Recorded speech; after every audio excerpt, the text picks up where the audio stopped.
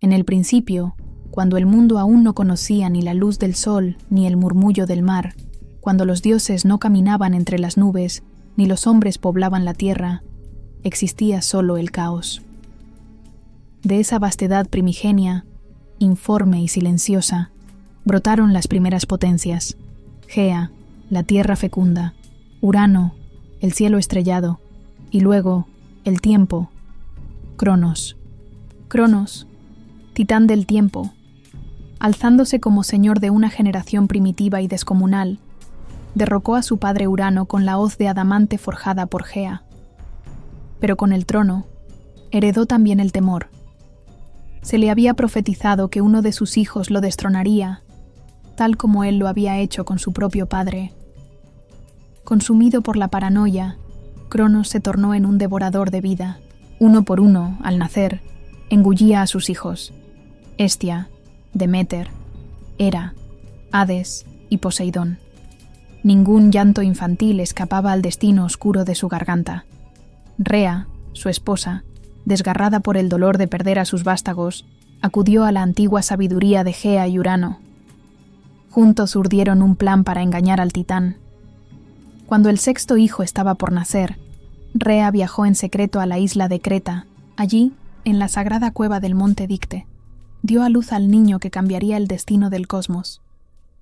En su lugar, entregó a Cronos una piedra envuelta en pañales, que éste devoró sin sospecha. Aquel niño oculto fue Zeus, criado en la sombra, bajo el cuidado de la cabra Amaltea, que lo amamantó con leche divina, y custodiado por los curetes, guerreros que, danzando y entrechocando sus armas, ocultaban su llanto. Zeus creció lejos del ojo del titán, fuerte, astuto y determinado. El tiempo pasaba como el fluir de los ríos sagrados, y Zeus, ya joven, sentía en sus venas el llamado del destino. Se acercó entonces a Metis, la diosa de la prudencia y la astucia, y de ella obtuvo una pócima que haría vomitar a Cronos todo lo que había devorado. Así, disfrazado de copero, Zeus regresó al palacio de su padre. Con una copa en la mano y una mirada impenetrable, le ofreció el brebaje. Cronos bebió, y pronto fue presa de un estremecimiento inmenso. Uno a uno, los hijos devorados surgieron de su interior, intactos y vivos, como si hubiesen aguardado entre sus entrañas el momento justo para volver a ver la luz. Primero Hestia, luego Deméter, Hera, Hades y por último, Poseidón. Unidos, los hermanos se alzaron, no como fugitivos, sino como herederos. El tiempo del silencio había terminado. La tempestad se cernía sobre el mundo antiguo, y Zeus, el niño oculto en la cueva, estaba listo para reclamar lo que le correspondía por derecho y por designio eterno.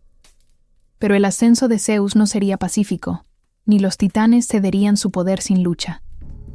Lo que se desató entonces fue un cataclismo sin precedentes, la guerra que sacudió los cimientos del universo, un conflicto tan colosal que se recordaría por los siglos como la titanomaquia. Sabiendo que su poder aún era insuficiente para enfrentar a Cronos y los titanes, Zeus descendió al Tártaro, la prisión insondable donde yacían encadenados los cíclopes y los hecatónquiros, hijos temidos de Gea y Urano, encerrados por el propio Cronos por temor a su poder desmesurado.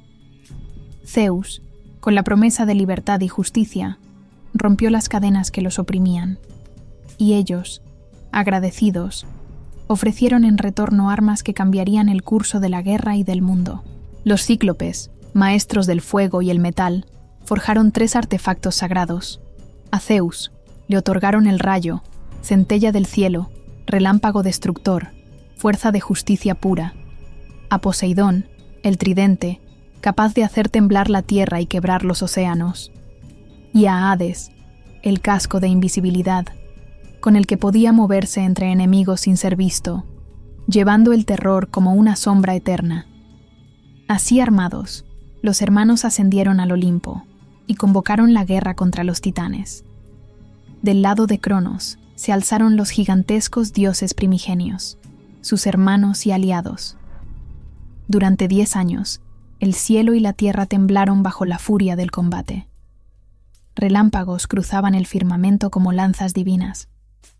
Las montañas eran arrancadas de cuajo, los mares se agitaban sin tregua, y la noche no distinguía el día, pues el fuego de la guerra todo lo consumía. Los hecatónquiros, con sus 100 brazos cada uno, lanzaban 300 rocas a la vez contra las fortalezas titánicas, arrasando todo a su paso. Zeus, desde el firmamento, arrojaba sus rayos con una precisión divina, quemando y quebrando la resistencia enemiga. Las llamas devoraban el horizonte. El mismo universo, aún joven, parecía al borde del colapso. Finalmente, la balanza del destino se inclinó. Cronos y sus aliados fueron derrotados, no por mera fuerza, sino por la determinación férrea de un nuevo orden. Zeus, Poseidón y Hades, triunfantes, desterraron a los titanes vencidos a lo más profundo del Tártaro. Allí, los hecatonquiros quedaron como sus eternos guardianes, lanzando rocas titánicas sobre las puertas de bronce selladas, para que nunca más la oscuridad primigenia escapase. Solo unos pocos titanes, como Océano, Prometeo o Temis, fueron perdonados, pues no habían tomado partido contra los olímpicos, o su sabiduría sería necesaria en el tiempo venidero. Así, del caos de la guerra emergió el orden. El mundo, sacudido pero no destruido, respiró una nueva era. El trono celestial estaba vacío, y 3 hermanos se miraron, sabiendo que el próximo paso no sería la guerra, sino el reparto.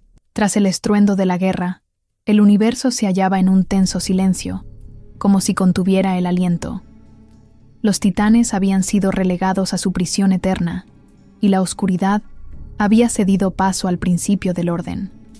Ahora, los vencedores, Zeus, Poseidón y Hades, se enfrentaban a una cuestión fundamental: ¿cómo dividir el cosmos sin desatar una nueva guerra entre hermanos? No hubo conflicto, ni imposición. Se recurrió al sorteo, un acto solemne, acaso simbólico, para que el destino decidiera el reparto del mundo. Hades extrajo primero su suerte, el inframundo, morada de los muertos y reino de las sombras.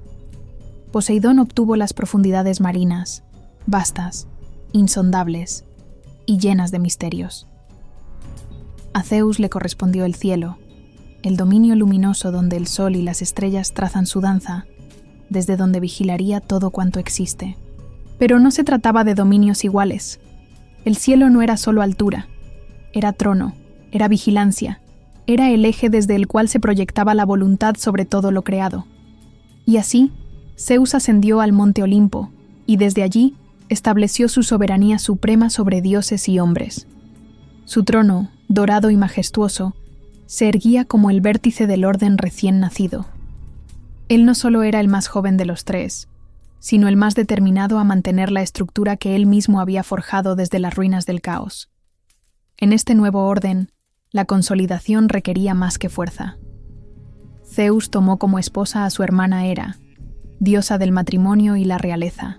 Su unión sellaba no solo un lazo familiar, sino un pilar del cosmos, el equilibrio entre el poder y la ley, entre la autoridad divina y la estructura que da cohesión al mundo. Pero la paz no era aún completa. Desde las profundidades de la tierra, Gea, herida por el destino de sus hijos titánicos, concibió una nueva amenaza: los gigantes, nacidos de la sangre de Urano y de la entraña viva de la tierra.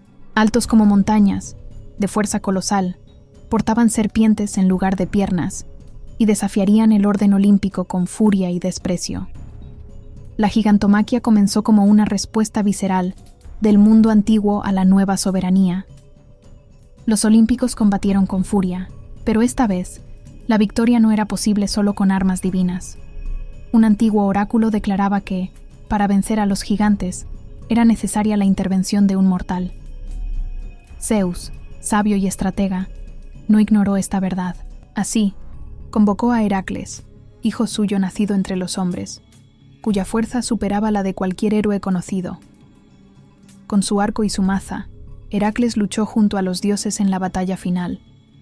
Fue él quien abatió a Alcioneo, el gigante inmortal en su tierra natal, trasladándolo fuera de ella para matarlo, y también fue él quien derribó a Porfirión, cuando éste osó atacar a Hera.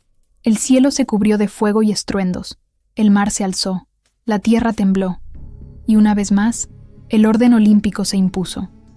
Los gigantes, vencidos, fueron sepultados bajo volcanes y montañas, en Celado, bajo el Etna, Polibotes, en la isla de Kos.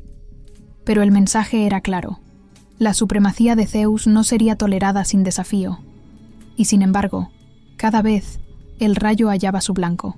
El orden se había afirmado, no como una imposición efímera, sino como una voluntad sostenida por leyes, poder y la capacidad inquebrantable de responder a cada amenaza. Zeus ya no era un joven rebelde. Era el arquitecto del cosmos, y su reinado recién comenzaba. Pero la historia de Zeus no se define solo por la guerra.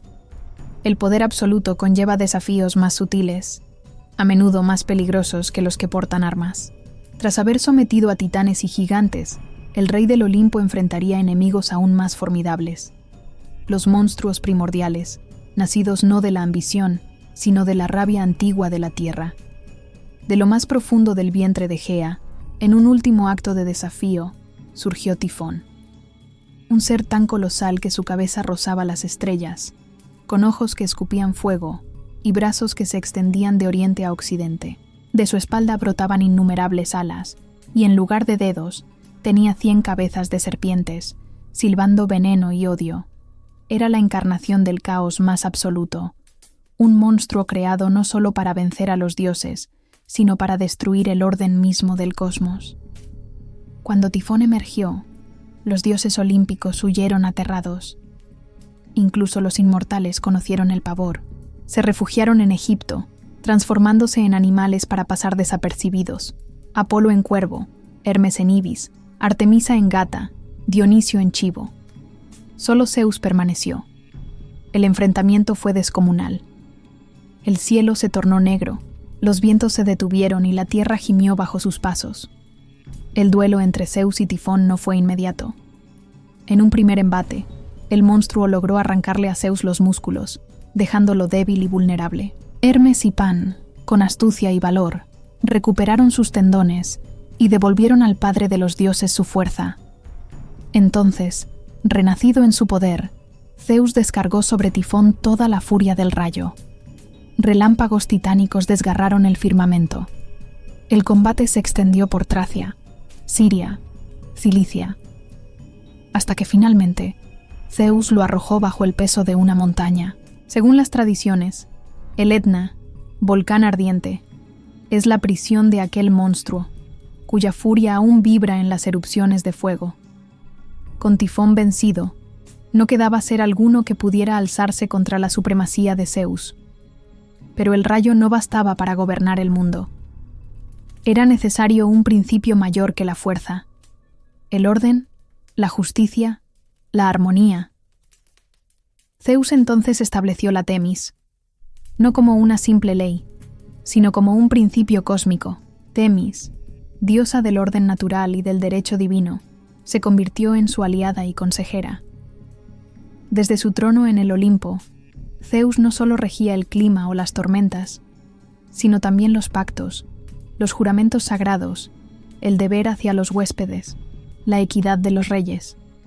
Presidía también sobre las Moiras, las 3 parcas que hilaban, medían y cortaban el hilo de la vida de cada ser. Aunque era el más poderoso, Zeus respetaba la autoridad de estas antiguas diosas, pues el destino, una vez fijado, ni siquiera él podía deshacerlo. Asimismo, bajo su mirada se situaban Dike, la justicia que castiga la desmesura, y Eunomia, la que guía a los gobernantes justos. Él era Zeus Orkios, garante de los juramentos; Zeus Xenios, protector de los huéspedes; Zeus Panhellenios, señor de todos los griegos. El Olimpo, desde entonces, ya no fue solo una morada celestial, sino un tribunal, una corte sagrada, un centro de autoridad universal. Cada tormenta en la distancia, cada rayo que surcaba el cielo, no era solo un fenómeno natural, era un recordatorio del poder que había vencido al caos y dado forma al universo. Y aunque ningún monstruo osara levantarse nuevamente dentro del propio seno del Olimpo, las tensiones no cesarían, porque incluso entre los dioses, el amor, La traición y la astucia tejían historias tan intensas como las batallas más sangrientas. En el centro del nuevo orden divino, Zeus compartía su trono con Hera, su hermana y esposa, reina del Olimpo. Su unión representaba la consagración del matrimonio, la alianza entre la fuerza y la ley. Pero este vínculo, aunque sagrado, no fue un remanso de armonía.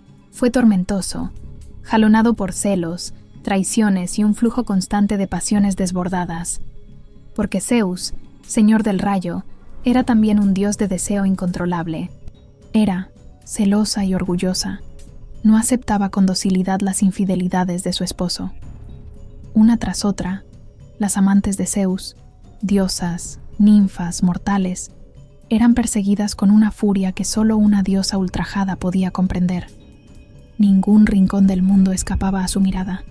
Ni las nubes, ni los mares, ni los sueños eran lo bastante lejanos para proteger a las amantes del rey de los dioses. Io, sacerdotisa de Hera, llamada por Zeus, fue transformada en una ternera blanca para ocultarla.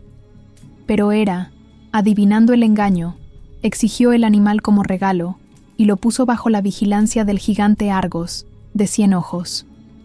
Zeus envió a Hermes para liberarla, y éste durmió a Argos con su lira antes de matarlo. Aún así, la persecución de Hera no cesó. Io fue condenada a vagar eternamente, acosada por un tábano enviado por la diosa. Zeus también amó a Sémele, una princesa mortal. Cuando Hera la engañó para que exigiera ver a Zeus en su verdadera forma divina, el resultado fue fatal. La visión del dios en su esplendor la incineró. Pero Zeus rescató al hijo que llevaba en su vientre, Dioniso, cosiéndolo a su muslo hasta su nacimiento definitivo. Hera no olvidaría esta ofensa.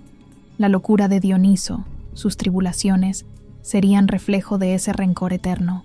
Pero fue con Metis, la diosa de la sabiduría astuta, que el drama alcanzó una nueva dimensión. Se profetizó que su hijo sería más poderoso que su padre.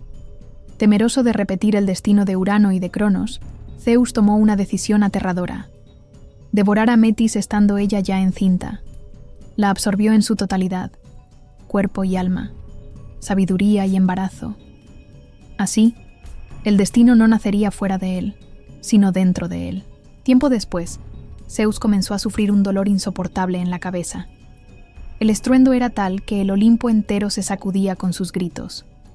Prometeo, o en otras versiones Hefesto, abrió el cráneo de Zeus con un hacha de doble filo, y de esa herida salió Atenea, ya adulta, armada, con escudo, lanza y una mirada de fuego.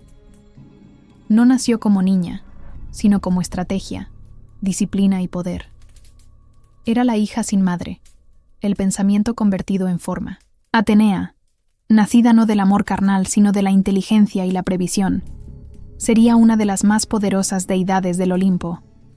No rivalizaría con su padre, lo complementaría, porque ella no heredó solo su fuerza, sino también su capacidad de gobernar con astucia.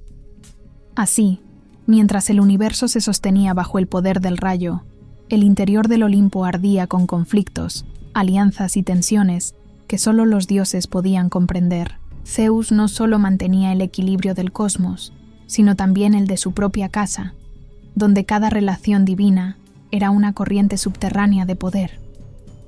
Pero si las pasiones divinas tensaban el Olimpo, sus consecuencias se derramaban también sobre la tierra. Zeus, incansable en sus deseos, extendió su semilla por todo el mundo griego, engendrando descendencia que sería clave en la estructura tanto del panteón como de las gestas heroicas. Uno de esos amores fue Leto, hija de los titanes Seo y Febe. Cuando Zeus la tomó como amante, Hera, consumida por los celos, desató sobre ella una persecución cruel. Prohibió que ningún lugar bajo el sol le diera refugio para parir. Leto vagó por tierras y mares, rechazada, hasta encontrar finalmente un pequeño islote flotante, Delos, que no estaba fijo a la tierra, y por ello no caía bajo la prohibición de Hera. Allí, sostenida por un olivo y con dolor inconmensurable, dio a luz a Artemisa, y luego, tras 9 días de agonía, a Apolo. Estos gemelos, tan distintos como complementarios, serían figuras cardinales del Olimpo: Artemisa, la cazadora, la luna, la pureza indómita; Apolo, el dios de la luz, la música, la profecía y la razón. Ambos nacieron bajo la amenaza, y desde sus primeros pasos estuvieron marcados por el poder que fluía en sus venas. La persecución de Leto por la serpiente Pitón, enviada por Hera, sería vengada por Apolo, quien mató al monstruo con sus flechas y reclamó para sí el oráculo de Delfos. Otra historia más trágica, pero igual de poderosa, fue la de Sémele, princesa de Tebas. Zeus se le apareció en forma humana y la hizo su amante, pero Hera, disfrazada de anciana, sembró en Sémele la duda. Si su amante era realmente Zeus, ¿por qué no se mostraba en su forma verdadera?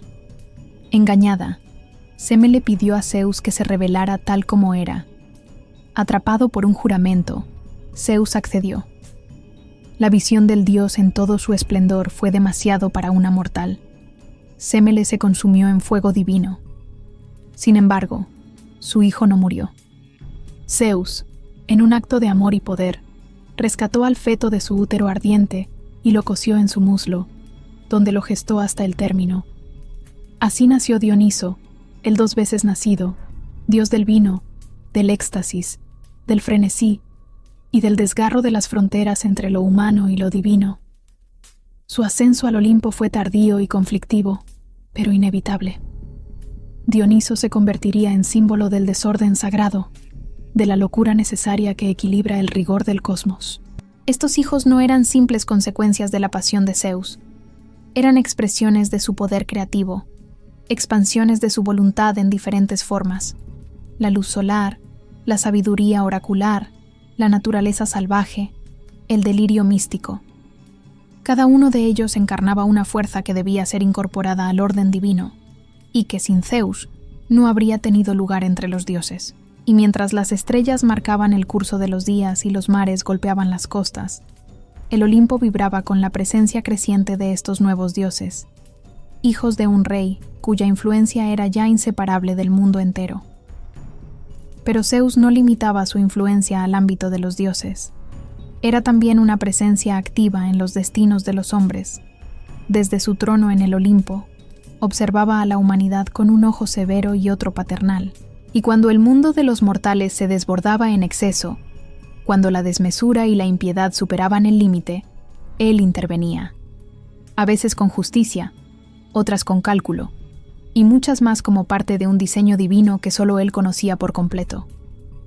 Uno de los grandes episodios en los que el dios se implicó con más intensidad fue la guerra de Troya. Este conflicto, inmortalizado por los cantos homéricos, no nació por casualidad. Según antiguos mitos, Zeus, cansado de la creciente población humana y del peso que ejercía sobre la tierra, decidió propiciar una guerra que redujera el número de los hombres. Así se expresa en la tradición del mito de las edades, donde cada generación de humanos degeneraba progresivamente, alejándose del orden primordial. Pero el conflicto no solo fue castigo. Fue escenario para el despliegue del destino y de las pasiones divinas. Aunque Zeus no participó directamente en los combates, su presencia se sentía como la de un titiritero cósmico. Era él quien mantenía el equilibrio entre los bandos, permitiendo que los otros dioses intervinieran, pero sin que nadie rompiera el hilo del destino trazado. Zeus usó su balanza de oro, un símbolo de imparcialidad y destino, para decidir el curso de los acontecimientos. Suspendía en ella las moiras, los destinos, de los héroes, y observaba cuál descendía primero hacia la perdición. Su promesa a Tetis, madre de Aquiles, de honrar la gloria de su hijo, lo llevó incluso a permitir que los troyanos triunfaran temporalmente, solo para preparar la caída final de Ilión, en cumplimiento de las profecías. Pero los asuntos humanos no solo eran campo de estrategia, también eran prueba moral. La historia de Licaón, rey de Arcadia, fue ejemplo del juicio severo de Zeus. Licaón, dudando de la divinidad del visitante que se presentaba en su palacio, Zeus disfrazado, le sirvió carne humana, la de su propio hijo, para comprobar si era verdaderamente un dios. La respuesta fue fulminante. Zeus derribó el palacio con un rayo y convirtió a Licaón en lobo, condenado a vagar en la frontera entre lo humano y lo bestial. Así nació el mito del primer licántropo, pero el horror de aquella prueba no fue anecdótico. Zeus, horrorizado por la maldad humana, decidió purificar la tierra entera. Envió un gran diluvio, no como castigo arbitrario, sino como limpieza del mundo.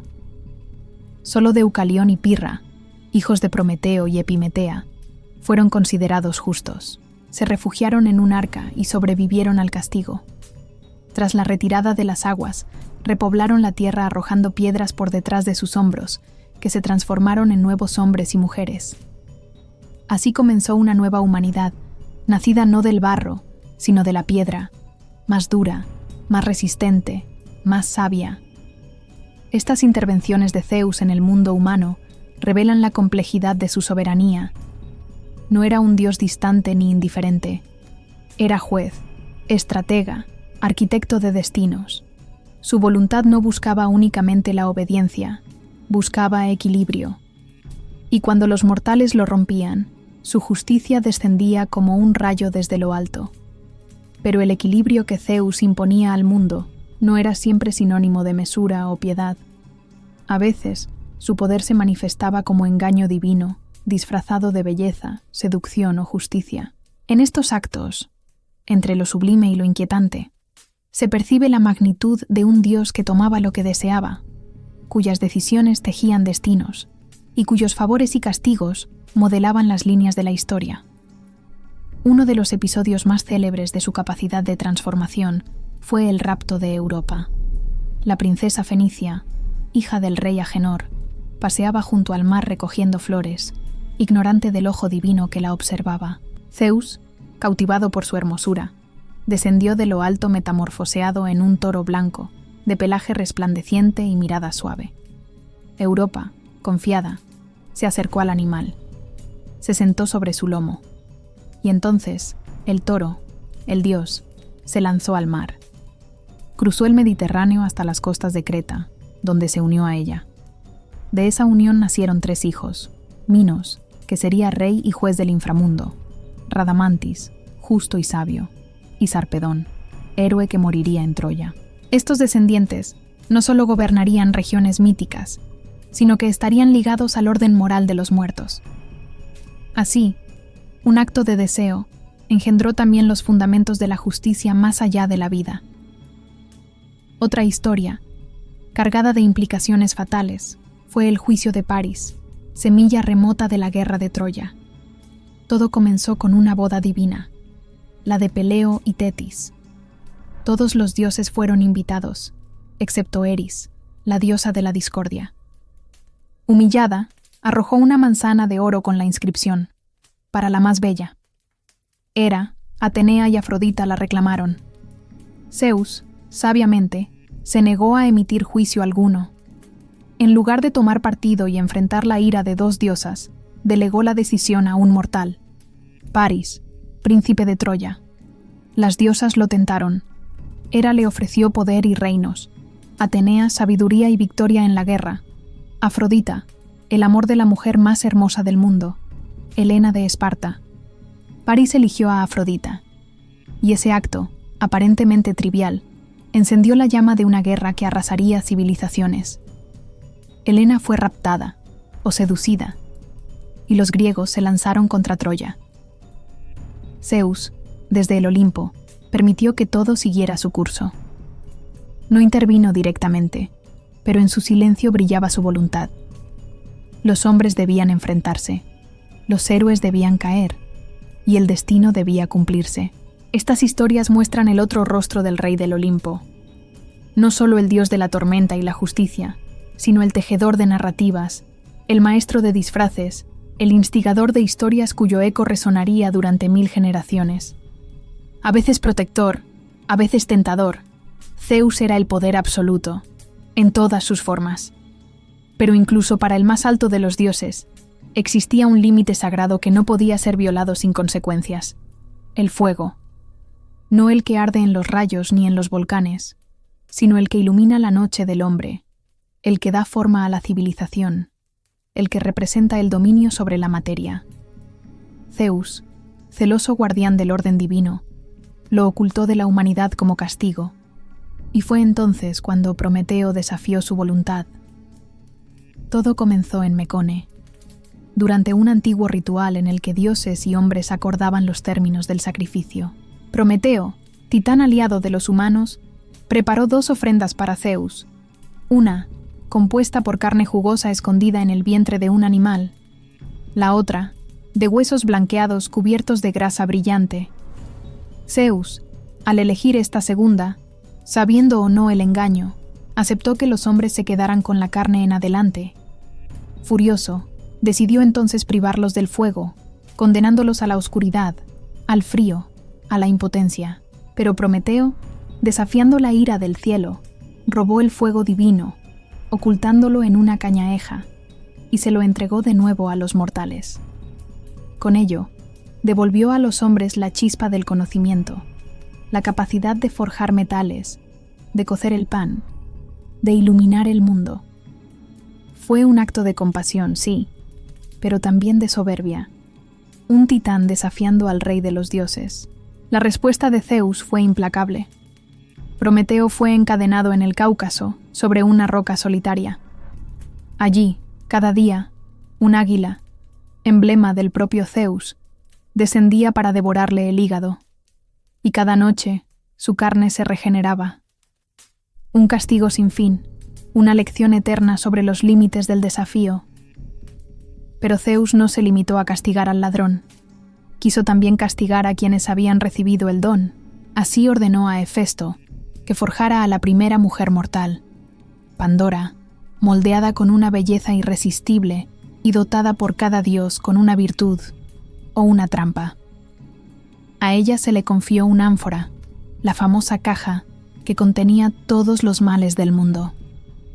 Al abrirla, Pandora liberó la enfermedad, la vejez, el sufrimiento, la mentira, todo aquello que haría dura la existencia humana.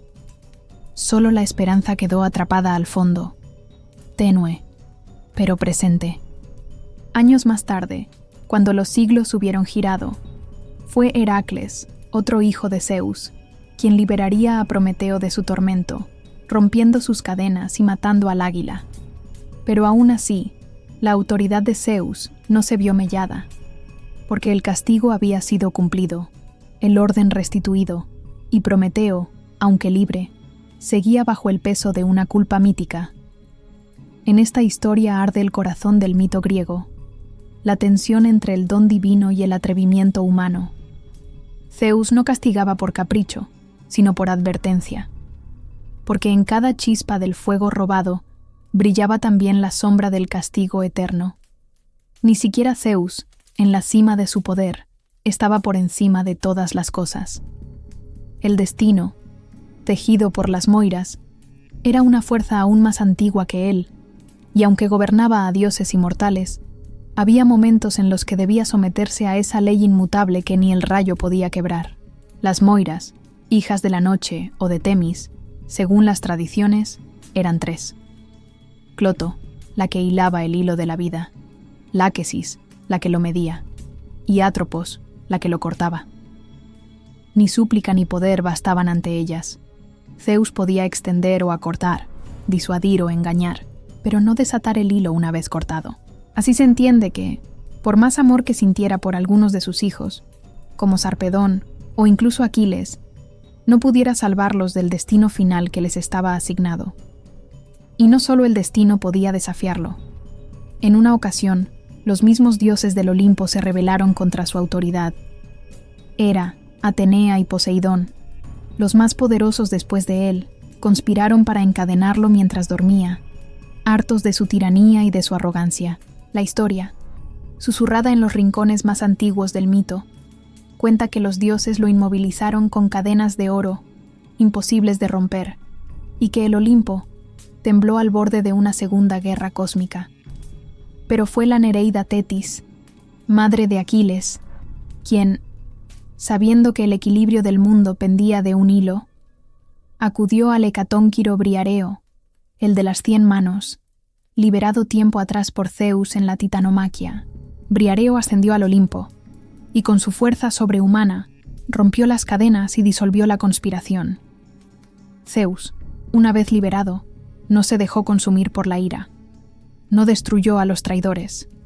Pero el castigo fue ejemplar. Hera fue colgada del cielo por las muñecas, atada con yunques en los pies, balanceándose entre el mundo y la vergüenza. Atenea y Poseidón fueron perdonados, aunque el rencor se ocultó, larvado, entre las grietas del Olimpo. Este episodio no fue solo una rebelión fallida, fue una advertencia. Incluso entre los inmortales, el poder absoluto no era incuestionable.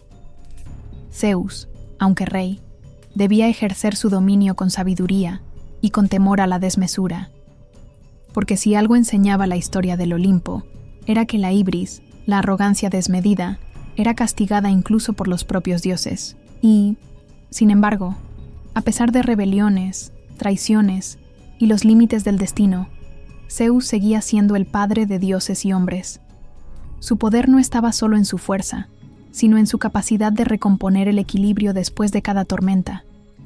Zeus, en su omnipotencia, fue el padre cuya descendencia definió el entramado mismo del Olimpo y el mundo mortal. Su linaje no solo incluía a dioses y diosas de portentoso poder, sino también a héroes y semidioses cuya sangre mezclaba lo divino con lo humano, tejiendo así las tramas de leyendas eternas. De sus uniones nacieron figuras como Ares, dios de la guerra, cuya furia encendía los campos de batalla; Hefesto, el herrero divino, forjador de armas y armaduras imbuidas de magia; Hermes, el mensajero veloz, patrón de viajeros y ladrones; y Perséfone, quien, al casarse con Hades, marcó el ciclo inquebrantable de las estaciones. No menos importantes fueron las musas, inspiradoras del arte y la sabiduría, y las horas, guardianas del orden natural, todas hijas de Zeus con distintas diosas o mortales. Y en el ámbito de los héroes, su descendencia fue igualmente vastísima. Heracles, el más fuerte de los mortales, destinado a la gloria y al sufrimiento; Perseo, vencedor de la Gorgona; y Minos, juez de los muertos, hijo de Europa y Zeus, símbolo del orden judicial. Este linaje era mucho más que una genealogía. Era la base de la estructura divina y mortal, la manifestación palpable de su poder y su voluntad. Cada hijo, cada heroína o dios, era un fragmento del poder supremo de Zeus repartido por el cosmos. Para mantener esta jerarquía y preservar el orden, Zeus utilizaba constantemente su símbolo más temido, el rayo. No solo como arma letal, sino como manifestación de su autoridad incuestionable. Aquel que osara desafiar su soberanía, ya fuera dios o mortal, enfrentaría el juicio fulminante de su furia celestial. Las intervenciones de Zeus en la vida de dioses y hombres fueron reiteradas y decisivas. No toleraba la ibris, la desmesura que desafiaba el orden divino, castigando severamente a quienes la mostraban. Su poder, ejercido con la fuerza del trueno, aseguraba que la armonía del cosmos permaneciera intacta. Zeus era así el guardián del equilibrio, la figura que recordaba a todos, mortales e inmortales, que la justicia divina y la ley cósmica no eran negociables. Su rayo era la manifestación última de esa voluntad, el instrumento que sellaba pactos, imponía castigos y defendía el reino de los cielos. Sobre el monte Olimpo, trono y centro del poder cósmico, Zeus ostentaba símbolos que hablaban de su supremacía y divinidad inquebrantable. El rayo, su arma por excelencia, era más que un simple instrumento de destrucción. Era el signo palpable de su voluntad, de su furia y de su justicia, capaz de partir la tierra y doblegar la voluntad de dioses y mortales por igual. A su lado, el égida, un escudo imponente hecho de la piel de la cabra amaltea y decorado con la temible cabeza de la gorgona, inspiraba temor y respeto. Este símbolo protector representaba la mezcla de poder y misterio que rodeaba a Zeus, su capacidad para proteger el orden y al mismo tiempo sembrar el terror en el corazón de sus enemigos. El águila, ave majestuosa y mensajera divina, volaba en círculos perpetuos alrededor del trono de Zeus, símbolo de su dominio sobre el cielo y de su mirada vigilante que todo lo abarca.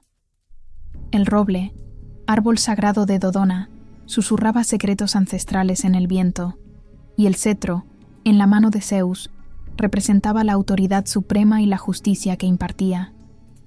Los cultos dedicados a Zeus eran vastos y de importancia central en el mundo helénico. En Olimpia, sus fieles celebraban los Juegos Olímpicos, una festividad que honraba su nombre y glorificaba su poder, reuniendo a pueblos y atletas en un acto sagrado de competencia y unidad. En Dodona, un antiguo oráculo reverberaba con la voz de Zeus, transmitiendo sus designios a través del susurro del viento entre las hojas del roble sagrado, una conexión viva con la voluntad divina. En Nemea, otro centro de culto, se honraba a Zeus con rituales y sacrificios que reforzaban su presencia en la vida cotidiana de los hombres.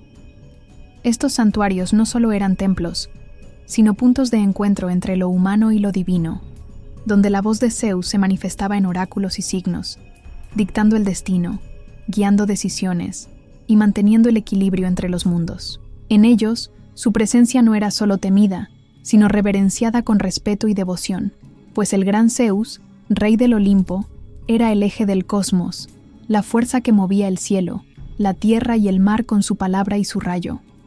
Entre las figuras que orbitaban la inmensa esfera del poder de Zeus, destaca la historia del bello príncipe troyano Ganímedes, cuya juventud y hermosura cautivaron al propio soberano del Olimpo. En un acto de sublime deseo y autoridad, Zeus lo raptó en forma de águila y lo llevó a su palacio celestial para servir como copero de los dioses, un lugar de honor reservado originalmente para Hebe, la diosa de la juventud. Este rapto no solo revela el dominio absoluto de Zeus sobre los mortales, sino también su capacidad para moldear la realidad a su voluntad, para tomar aquello que desea y convertirlo en parte indispensable de su corte divina. Ganímedes se convierte así en símbolo de la belleza elevada a la inmortalidad y de la autoridad que Zeus ejerce incluso sobre el destino de los humanos. En otro episodio emblemático de su reinado, Zeus enfrentó la serpiente Pitón, monstruo nacido de Gea, que había profanado el lugar sagrado de Delfos. La victoria de Zeus sobre Pitón fue más que una hazaña bélica. Fue la reafirmación de su derecho supremo sobre el oráculo, ese canal sagrado entre el mundo mortal y la divinidad. Tras la derrota de la bestia, Zeus otorgó el oráculo a su hijo Apolo, estableciendo así una transición de poder que mantuvo la continuidad de la autoridad divina. Sin embargo, Zeus conservó para sí la supremacía sobre el santuario, recordando a todos que, aunque compartiera su poder, era él quien dictaba las reglas y mantenía el equilibrio en el cosmos. Estas historias reflejan la naturaleza compleja de Zeus, un dios que combina el deseo y la autoridad, la fuerza y la sabiduría, el poder y la benevolencia. Su trono no es solo un símbolo de dominio, sino el epicentro de un universo en constante equilibrio, donde cada acto tiene consecuencias eternas. Los transgresores de la ley divina pagaron con castigos eternos la osadía de desafiar a Zeus, quien, en su función de juez supremo, decretó penas ejemplares que resonarían en la memoria de los hombres y dioses como advertencias inquebrantables. Así fue el destino de Tántalo, condenado a una sed y hambre perpetuas, encarcelado en un lago de agua que se retiraba al intentar beber, y bajo ramas de frutas que se alejaban cuando intentaba alcanzarlas. Su castigo simboliza la frustración y el tormento eternos para quienes, habiendo recibido favores divinos, traicionaron su confianza. Igualmente, Ixión fue atado a una rueda ardiente que gira sin cesar en los cielos, condenado a sufrir un tormento sin fin por su intento de violar la santidad del Olimpo y su intento de seducir a Hera. Su castigo era el reflejo de la impiedad más profunda y el desafío directo a la autoridad de Zeus. Sísifo, astuto y desvergonzado, fue condenado a empujar eternamente una pesada roca colina arriba, solo para verla rodar hacia abajo una y otra vez. Su castigo encarna la inutilidad del engaño y la desobediencia frente a la justicia divina. Estos ejemplos no eran simples castigos, sino lecciones inmortales. Zeus, en su soberanía absoluta, no solo gobernaba con poder y furia, sino también con un sentido profundo de justicia que garantizaba el equilibrio y el respeto por el orden cósmico. Tras superar desafíos titánicos, titanes, gigantes, monstruos como Tifón y rebeliones internas, Zeus consolidó su reinado, no solo como soberano del cielo y el clima, sino también como señor de la ley, el destino y la justicia. Su voluntad, impartida con el estruendo del rayo, era la última palabra en el vasto cosmos griego. La autoridad de Zeus no conocía límites, y su presencia, eterna y majestuosa, marcaba el pulso de la existencia misma.